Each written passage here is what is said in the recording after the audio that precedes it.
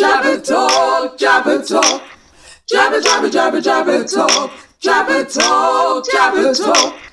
Jabber, jabber, jabber, jabber talk. Miss Jabber, Miss Jabber, Jabber talk.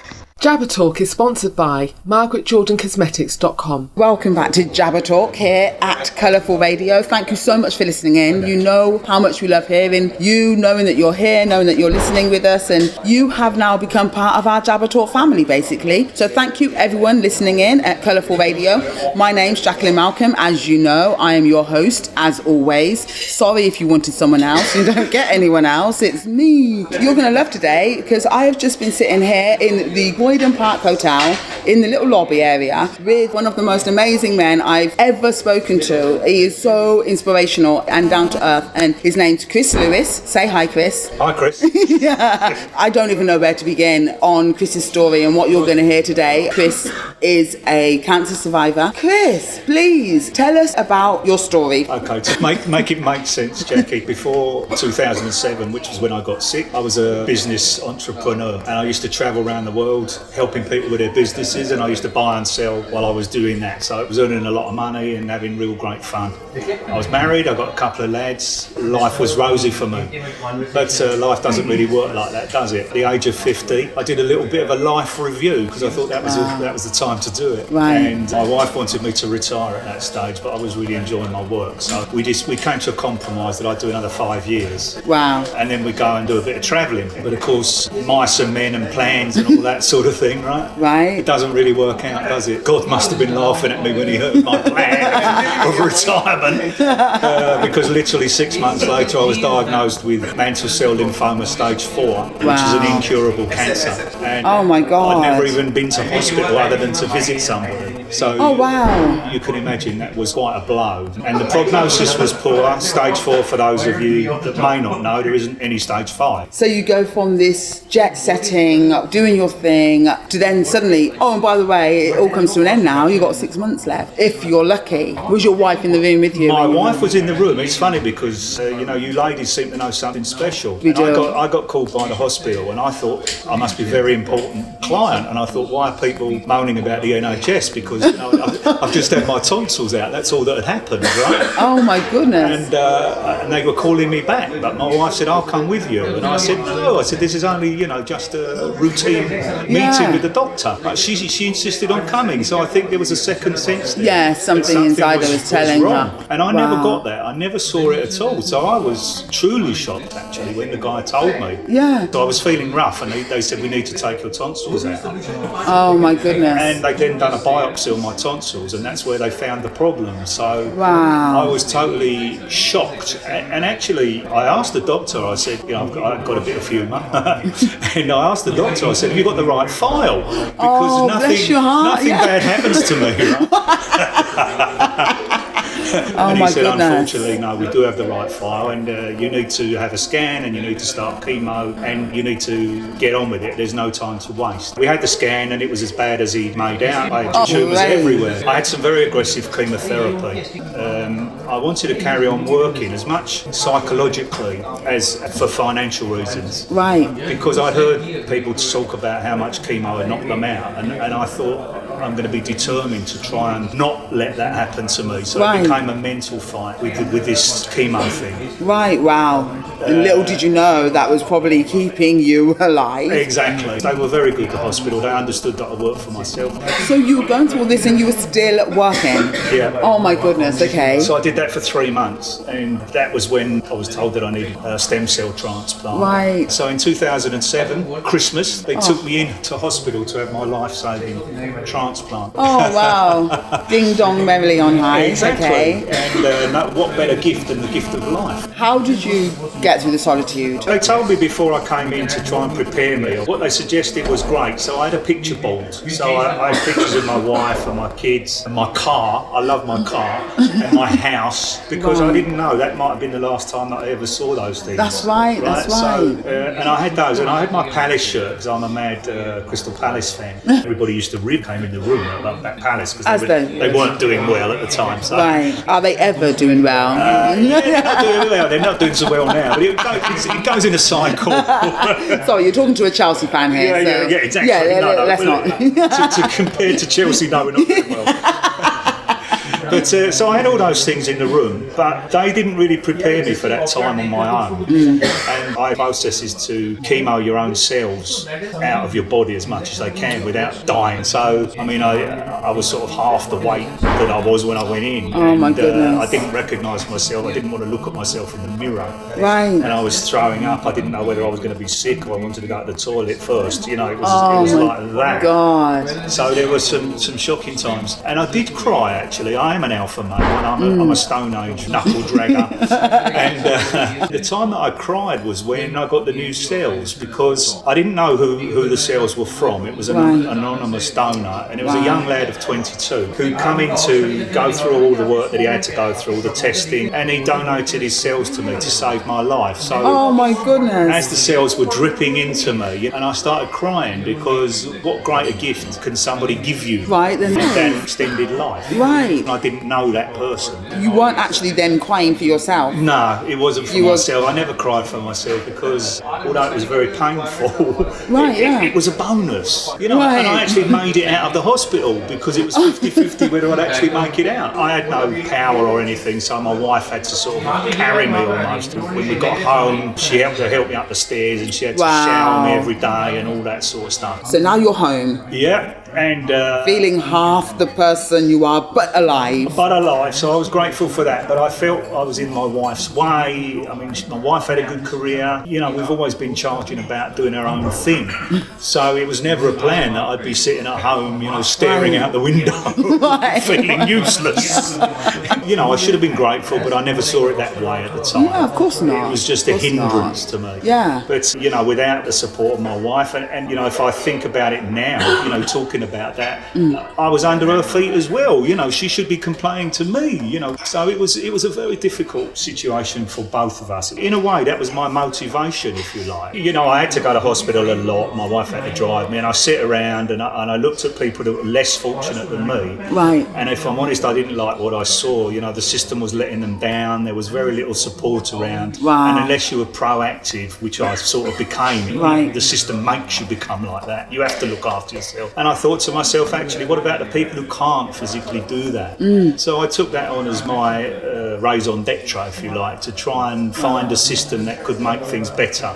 So I started talking about it, but really to have impact these days, you need to be on social media. I never knew anything about social media, so I asked a few friends of mine, and they set me up with some basic things. So before this, did you have a Facebook page even? No. So literally you were starting social media from scratch. How did it build to where it is today? Yeah, that's an interesting one actually, because of course nobody knew who I was. Just everywhere I went, people were interested in engaging with me. I must be that sort of person, I suppose. And I used to say to people, look, if you want to know more, just go onto my blog. There you go, it's all written there. Right? Let's talk about something else now. Let's talk about you. Exactly that, and that's what I was trying to learn, because I thought if I learn more about their stories, I'll have more information to be able to help shape service around what these people really need. So this was back in 2007. 2008 now by that time. What happened at the 6 month and 1 day mark when you realised you were living on? It became quite complex because I started to have rejection issues. It's very much like a heart transplant or anything that you get from someone else's body. It's controlled by drugs, how much your body accepts or doesn't accept. But the problem is that controls your immune system. So to avoid your body rejecting the thing that's there to do you good, you have no immune system basically, because it's controlled by drugs. Right. So you get all sorts of viruses, and if I got a cold, that could have killed me because it would have turned to pneumonia. And my life became like an escalator. You suddenly get up a few steps and someone turns it off and it all goes flat, and then you slide all the way down again. And it carried on like that basically until last year. I think last year was my best year of health ever. I've tried to put cancer out in the open, to talk about it. We found that so many other people felt the same way, so that's why we call Chris's Cancer Community basically. I facilitate it, but it's a site for everybody to come on, to join in, share their experiences for others. It's really for other people. And because what I love about it is that it's not only for the people who are going through it themselves, but also for their family, their friends, ends, which I think is just brilliant. So how many in your community now? How many like Twitter followers do you have at the moment? Coming towards 16,000, I think. Something That like is fantastic. Bearing in mind that cancer's not a sexy subject, right? Yeah, no. So it's not like, I'm talking about restaurants or, There you go. I'm talking about fashion or I'm talking about sport. I'm talking about cancer. And what's pleasing for me is that it's from all around the world. There you I've got go. now an increase in Indian and Pakistan following because of the health issues that they have there. Yeah. And the fact that somebody speaks up and openly. Right. So people are following me now that want to join in, if you like. Right. I'm not trying to make a social movement, but it's nice that people feel the same way. Exactly. There's something They get comforting it. about that. Yeah, no, There I is. think you've identified a need and you've found a solution and people are getting on board with it. For people who survive cancer, Yeah. look, I'm not a doctor, I can't offer any medical advice. Right. But there are more and more people of us living Yes. with the effects of cancer. Right. Right, which is in many ways it's a good thing because it shows that we are making some progress. Yeah. Traditionally, cancer has been fought against with three different methods. So either we cut it out, we burn it out, or we poison it. Right. And in basic terms, those three methods have been the ones that we've used since cancer probably ever came about. Right. We're still doing the same thing. Right. We're finding less aggressive drugs, using toxicity to one's body. Right, in order to kill the tumour. Yeah. But not only does it kill the tumour, it does other bits and pieces. There you go. Which is called now late effects. So we're only for some of these drugs, we're only finding out now, from treatment that we had 5-10 years ago, what actually is happening. Heart conditions, bone problems, all these sort of things are now coming to the fore. Okay, their cancer's not so prevalent, but actually they have side effects of the treatment. Right. But we're not geared up as a society to help those people. Yeah, we no, just not at all. don't seem to have the resource or the will, actually, in some respects. And this is exactly what Chris's cancer community is all about. Letting you know where you still fit in society and still using your voice and still supporting each other and still saying, look, we understand it, we get it. Even though you may be in remission, you still need support, you still need someone to talk to, you still have a story, you're still on a journey. You're absolutely right, Jack. When they say cancer is life-changing, they ain't actually kidding. Right. And people are successfully treated nowadays, which is great. Right. A lot of them do go back to work. I'm not painting the thing totally black. No, because not at all. it isn't totally black. Some Right. people, they get back up on their feet and they get back out and carry on with their lives. Right. Which is a fantastic thing. But unfortunately, that doesn't happen to a majority. Yes. These days we're talking about mental health, right? That seems to be flavour of the day now. Whenever I turn the TV on, we're talking about mental health. Yes, right. And I know right. from the cancer sector that a lot of people fall under the mental health umbrella. Right. Because they have a career which they can no longer continue.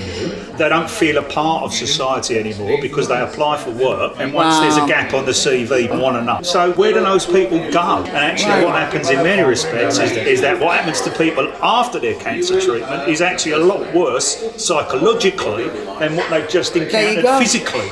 There you go. Go to the website. It's chris-cancercommunity.com. I will make sure I put that on the Jabber Talk Facebook. We'll tweet it out and we'll also put it on the colourfulradio.com site. You are going to talk a little bit about your SimPal? I'd love to talk about your SimPal, please. Okay, please. No, thank you. The floor is yours. Thank you. It was great. I love Chris's cancer community because it has become a real community. I felt slightly frustrated that I wasn't able to do something practical. I was approached by a wonderful lady, that's Blair, who's now my partner in yoursimpal.com, and so she came to me with this crazy idea about helping people affected by cancer, giving them free access to texts, data, and free calls. Wow. And I went, wow, this is exciting. So she threw me the idea and she said, look, nobody wants to take it on.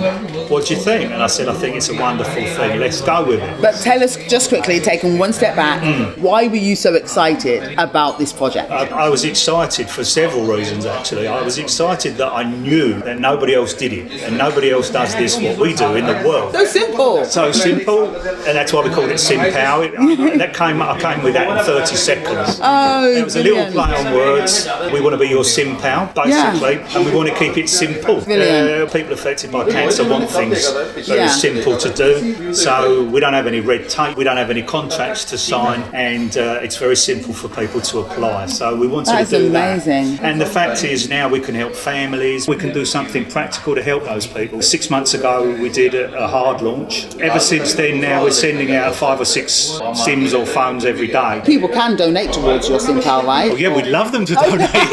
Yes. In fact, we'd love you to donate.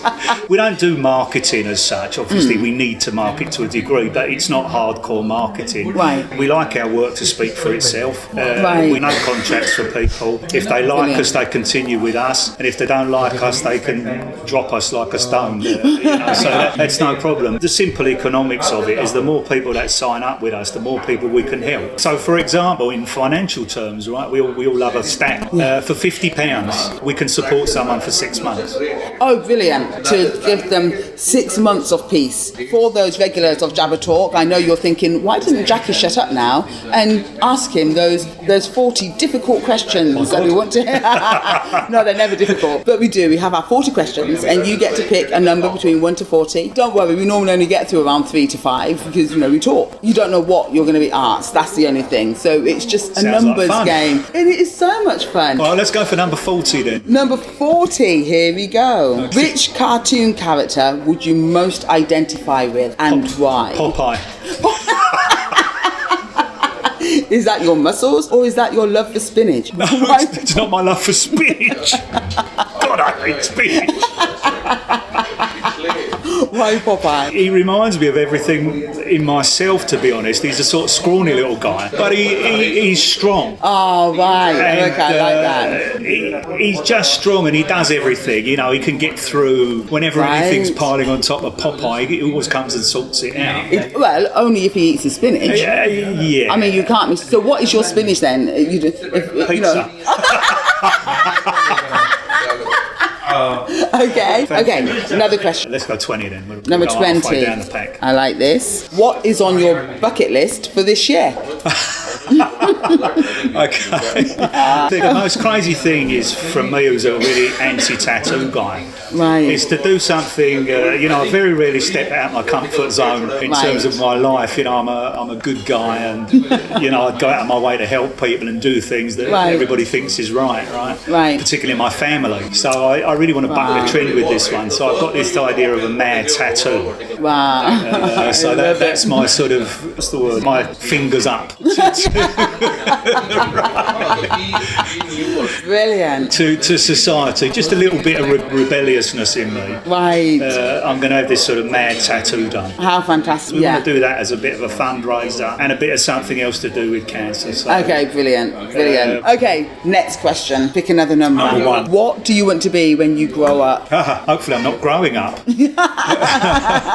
Peter Pan syndrome? No, well, sort of hardly from the physical issues, but I've got to the age of 60 and I'm still doing the same things now. Are you 60? Yeah, I've got to the age of 60. He doesn't look 60. Stop. No, I'm sorry, he does not. Go on the website. You'll see. Wow, You'll see. no. Yeah.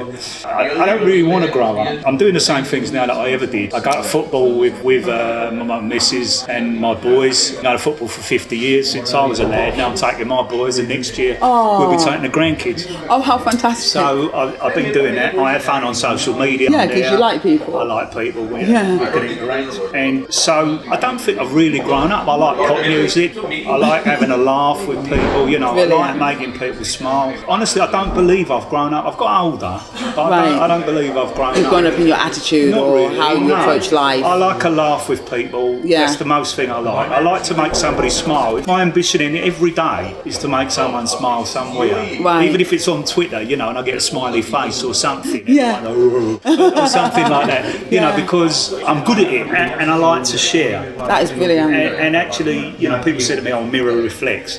And actually, it's so lovely to see somebody smiling back at me. And whatever meeting or whoever I meet in a day, even the bus driver, I always get on and get off and I say thank you very much. Right. Or I have a little bit of a laugh. That is brilliant, and just So I don't really think I've ever grown up. I've always been like that. Well, I hope you never grow up then. No, I don't really. It's not really an ambition of mine. I never had. Okay, so I know we've been talking quite a bit, so I do need to ask one more question. Tell me a song that is really taking you through a time in your life, or it could be a recurring song, or a song that helped you once, but a song that means something to you. Yeah, it's Passenger and Let Her Go, which is quite a recent song actually. It's the last 3 or 4 years.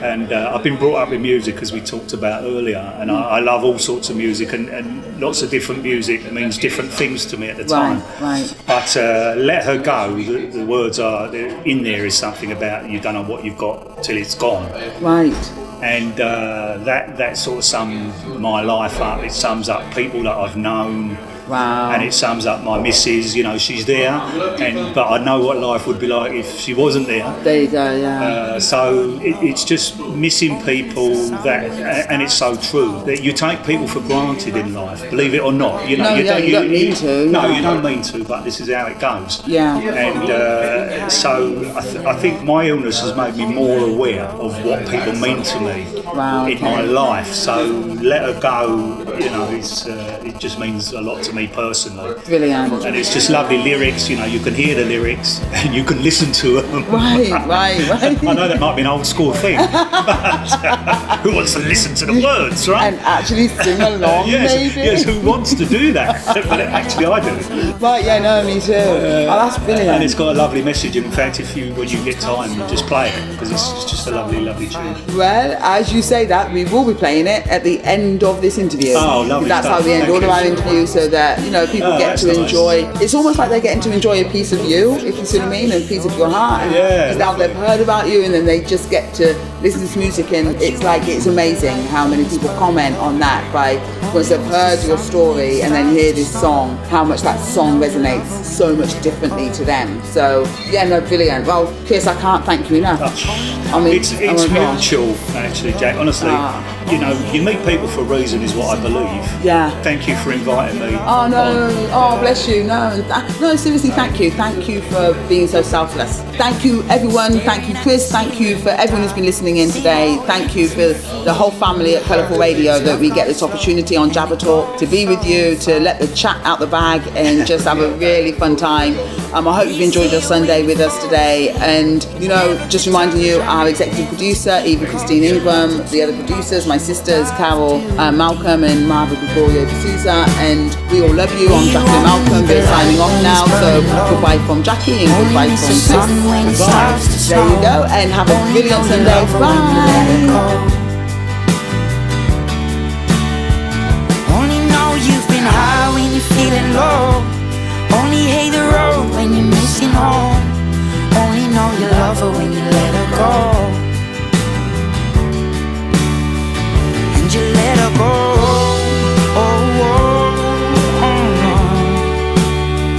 And you let her go.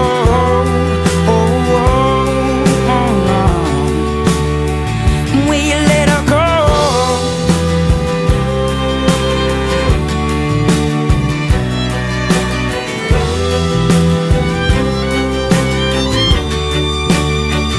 'Cause you only need the light when it's burning low. Only miss the sun when it starts to snow. Only know you love her when you let her go. Only know you've been high when you're feeling low. Only hate the road when you're missing home. Only know you love her when you let her go. 'Cause you only need the light when it's burning low. Only miss the sun when it starts to snow. Only know you love her when you let her go.